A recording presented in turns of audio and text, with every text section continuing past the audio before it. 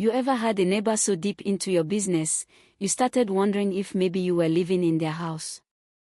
Yeah, that's how I met Carol. The woman who nearly got me arrested over a tomato plant. Let me back up a sec. So, a year ago, I finally bought my first house, modest place, little porch swing, backyard big enough for my dog and a few garden beds. It sat in one of those HOA neighborhoods where every house looks like it came out of a catalog and everybody smiles just a little too long when you walk by. I figured it was safe, predictable, peaceful, the kind of place where the biggest drama is who forgot to edge their lawn that week. Wrong. Kara lived directly across from me. Early 60s, silver bob, always in pastel tracksuits and somehow always outside. Morning walks, midday watering, sunset mail checks, every movement timed like she was coordinating with a satellite. My first day there, she brought me banana bread and a 12-page HOA rulebook with tabs, highlights, and post-it notes. I should have known right then I wasn't just a neighbor to Kara. I was a project. At first, it was harmless. She'd wave, sometimes ask about my dog. But then came the comments. Subtle at first. Oh, are you going to leave those porch lights on all night? Interesting color choice for your front door. Tomatoes, huh? Be careful, vegetable beds in the front yard don't really match the aesthetic. Now listen, I get it, some people love order. But when I put in 2 little raised beds near my front walkway, nothing crazy, just a few tomato plants and some herbs, Kara acted like I'd installed a radioactive pit. She started slow notes in my mailbox, passive-aggressive reminders about HOA bylaws. Then she escalated. I caught her one morning, in my yard, measuring the distance between my planter boxes and the sidewalk. I stepped out in my pajamas like, Kara, what exactly are you doing? She didn't miss a beat. Just checking setback compliance. We wouldn't want to ruin property values now, would we? I laughed. Thought she was joking. She wasn't. 3 days later, I got an official violation letter from the HOA signed by Kara. She'd reported me for unauthorized landscaping and non-decorative produce. Non-decorative produce. Like tomatoes aren't allowed because they're functional. I appealed it.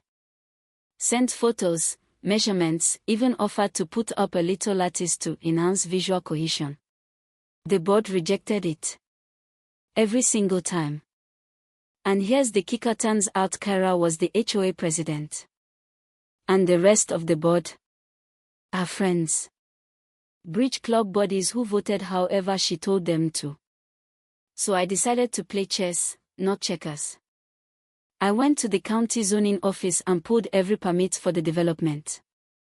Learned that my lot, unlike Carol's, had a 10-foot variance built into the original deed, meaning my tomato beds.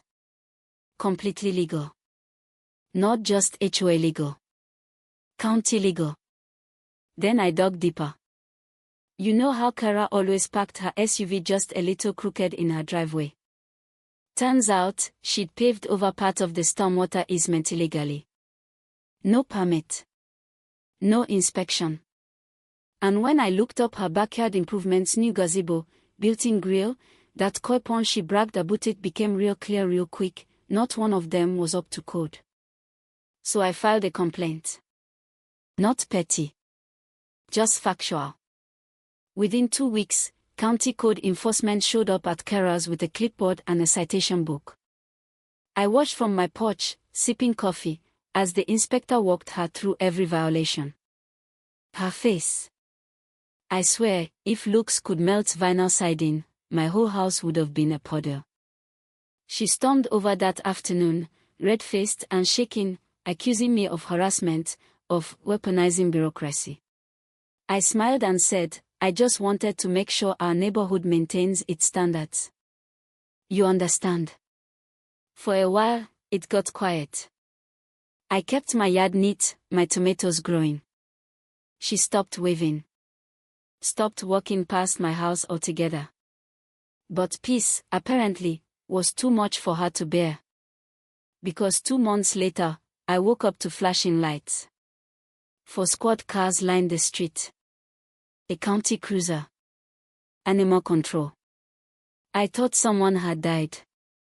Turns out, Kara had filed a report that I was hoarding dangerous animals, claimed I had aggressive livestock in my backyard.